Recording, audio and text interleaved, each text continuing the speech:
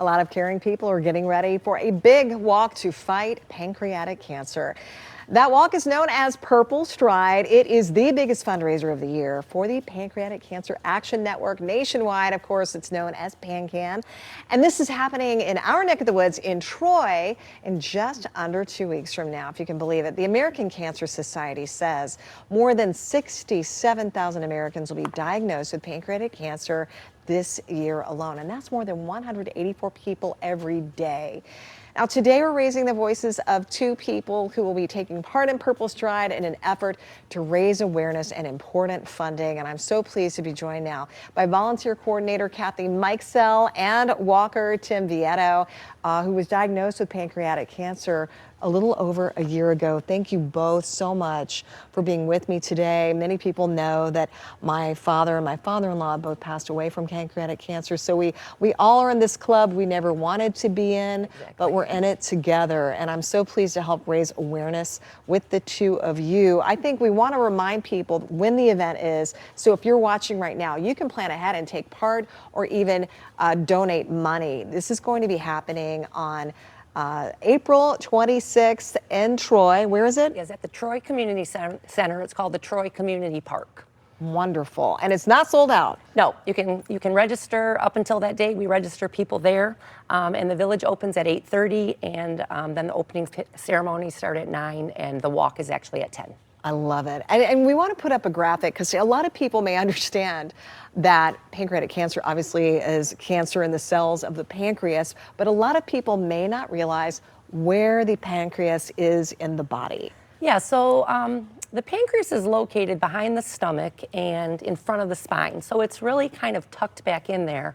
And that's why it's very hard to detect. And a lot of times pancreatic cancer is found when it's in late stages because it's just hard to detect, and it usually gets, I don't want to say misdiagnosed at first, but it's kind of thought of as something else at first. And you lost a sister to pancreatic cancer? Yes, I did. So in 2018, my sister Jackie was diagnosed in January, and then, had surgery. She did not have the Whipple, but she had surgeries and chemo, and then 9 months later.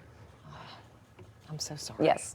So ever since then, we've been involved, and we're, fighting the good fight. That's right, and keeping her memory alive. Yes, and our team is Jackie's Joy, and our family and friends have, really stepped up for that over the last 6 years. Of course they have, and so many others. And Tim, thank you so much for coming on as well, because you were diagnosed a little over a year ago.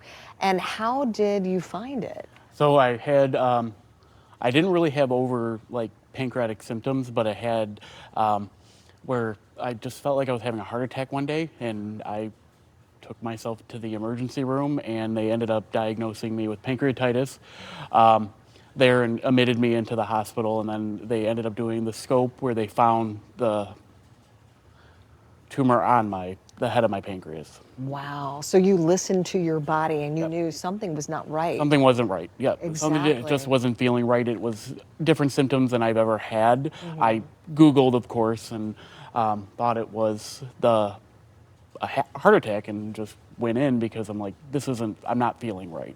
So. Well, and you had the Whipple surgery in October. In October, yep. Well, I'm so glad that it went well. A lot of people do wonder about the symptoms of pancreatic cancer. Kathy, what are probably some of the more common symptoms? Well, I'd say the main symptoms would be jaundice, yellowing of the eyes sometimes, and the skin. Sometimes people have diagnosed with pancreatitis or have had pancreatitis in the past. There could be stomach, abdominal, or even back pain. There's just things that, like you said, listen to your body if things aren't feeling right. But also an early onset of diabetes that might be unexplained, and you hadn't had that in the past. Right. So again, just if something doesn't seem right. What I find interesting every time I meet someone new who's had their life touched by pancreatic cancer is that symptoms vary so widely from person to person. My father had unexplained weight loss. Yes. And we're like, hey, way to go, Dad. You lost some pounds, that kind of thing. He was really excited about it. And then my father-in-law had blood clots in his legs. So very different experiences. I want you to know how much I appreciate both of you coming on and telling people, raising awareness, and obviously promoting Purplestride so we can raise that money for research and to further raise awareness across the country.